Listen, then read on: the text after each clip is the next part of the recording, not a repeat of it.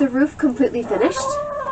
It is looking pretty good in here. It does get a little bit wet in the rain around the edges, but I think that's okay because I do want all of this bedding on the bottom to compost down into lovely dirt, and you do need water for that, so I don't mind a little bit of rain getting in.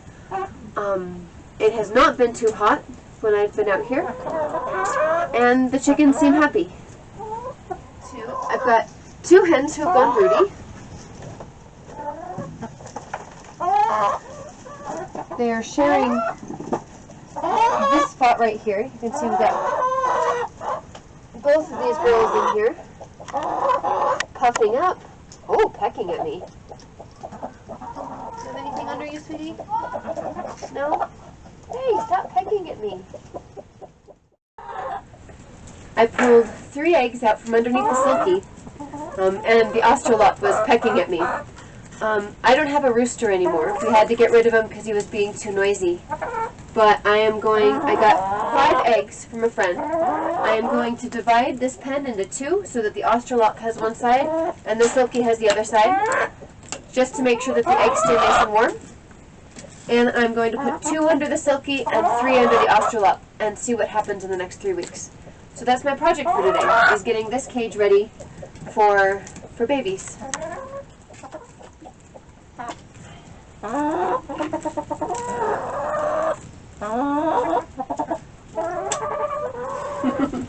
My boys love this in here.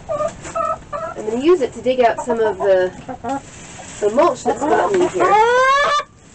I know, Mama Hen, you're not happy. But there's not enough room to get this in comfortably. So I'm just going to lower down the middle section, try and separate the 2 hens, and then put a divider in the middle so they're not sharing a nest. And hopefully I can make a happy place for them to be broody in.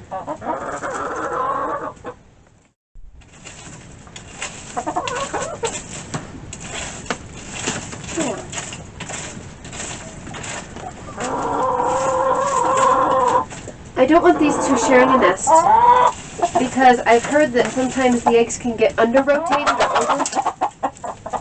or over-rotated if there's 2 hens on one nest.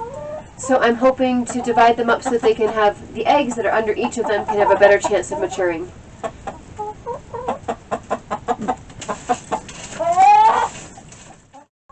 But I'm hoping that she'll be happy enough. She'll be happy enough in the pen by herself to be okay being moved. And if just moving is going to break her from being broody, I don't really want her taking care of chicks right now. And maybe the other one will be okay. It's always a gamble putting eggs under a hen. This is the 3rd time I've attempted it this year. But I think they've been sitting the whole time I've been messing with them, so I think it's a pretty good chance that they'll stay nice and they'll stay happy here.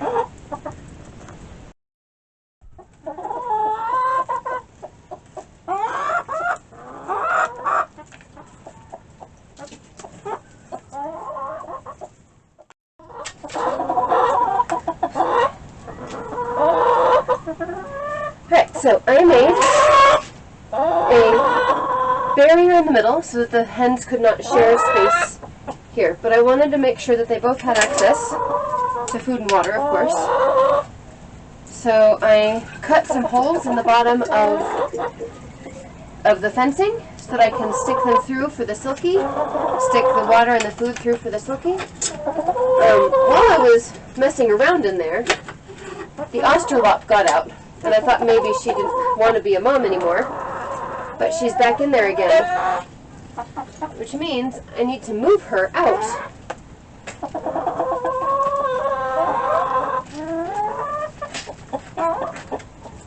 Alright, so what I'm going to do next is I'm going to get the eggs ready. I got these eggs from my friend. She has a rooster. And what I'm going to do is I'm going to mark a big X on each of these eggs, just so I know for certain which ones belong under the hens. These eggs were all laid yesterday and kept at room temperature. Hopefully they'll still be okay.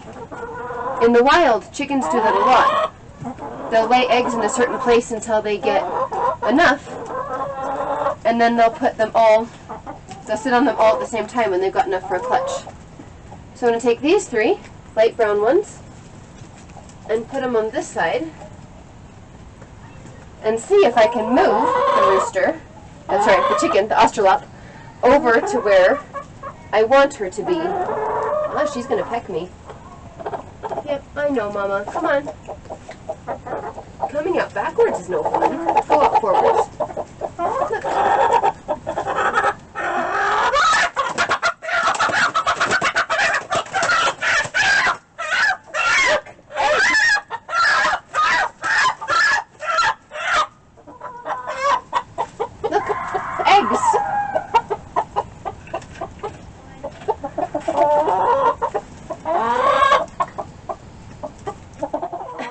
See the setup where I've got the fence here?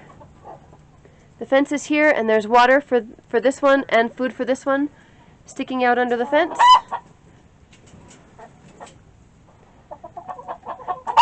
We'll see what happens. I might try again a little bit later to put the Australorp where I want her.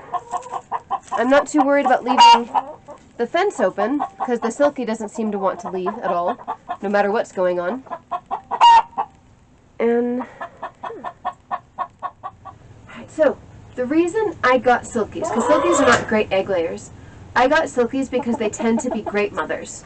I got 10 Silkies, I ended up with 2 black female Silkies. I did not expect any of the Australorps to go broody, although I don't know if it's the same one, but I've had 3 broody Australorps, maybe the same one.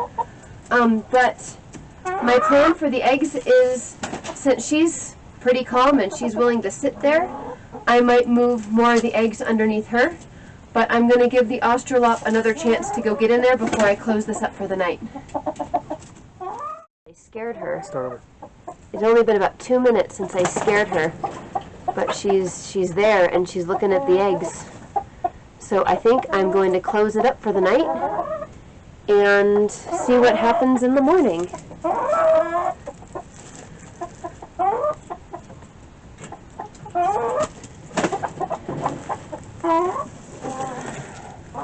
I want to make sure it's nice and dark in here, and so the other chickens don't poop on them. Livestock, so much fun.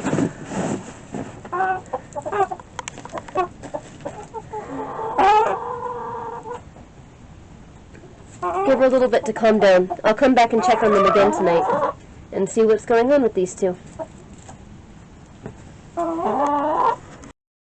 I left you guys, I noticed that one of the chickens had climbed in here, because one of them came in and wanted to get out, and then one came in and sat on the eggs.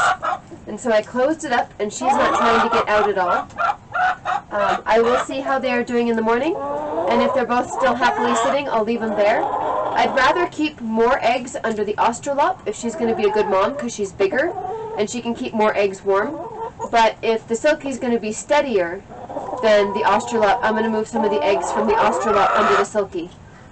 But we've got our calendar marked for 3 weeks from today, because eggs take 21 days to incubate. And hopefully in 3 weeks we'll have an update where we have baby chicks.